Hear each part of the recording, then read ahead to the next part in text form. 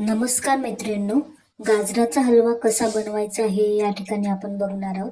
या ठिकाणी मी गाजर घेतलेले आहे ते ह्या किसणीच्या साहाय्याने आता छान असं बारीक किसून घेतलेले आहे. आता आपण गॅसवर कढई ठेवणार आहोत व त्यामध्ये आपण तूप टाकणार आहोत.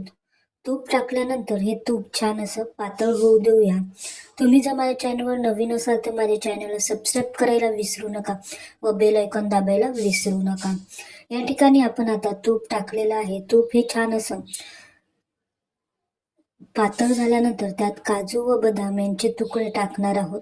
मंद आचेवरती छान काजू व बदाम याला लालसर कलर येईपर्यंत होऊ देऊया. तुम्हाला माझ्या रेसिपी कशा वाटतं हे मला कमेंट्स बॉक्समध्ये सांगायला विसरू नका. आता आपण जो बारीक किसलेला गाजराचा खिस आहे तो आपण त्या तुपामध्ये टाकलेला आहे. आता आपण मंद आचेवरती 20 ते 25 मिनिटं छान शिजू देऊया. यामध्ये कोणत्याही प्रकारचं झाकण ठेवायचं नाही व पाणी किंवा दूध अजूनही टाकायचं नाही. याला 25 मिनिटं छान मंद आचेवरती होऊ द्यायचं. 25 मिनिटं झाल्यानंतर आपण आता यात अर्धी वाटी दूध टाकलेलं आहे व दूध टाकल्याबरोबर त्यात आपण साखर टाकलेली आहे. साखर ही तुमच्या आवडीनुसार कमी जास्त तुम्ही टाकू शकतात. मला थोडा कमी गोड आवडतो त्यामुळे मी कमी साखर टाकलेली आहे.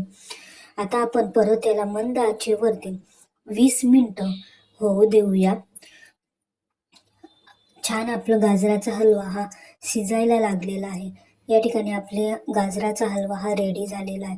त्यावर काजू बदाम टाकून परत त्याला छान सजवून घेतलेलं आहे.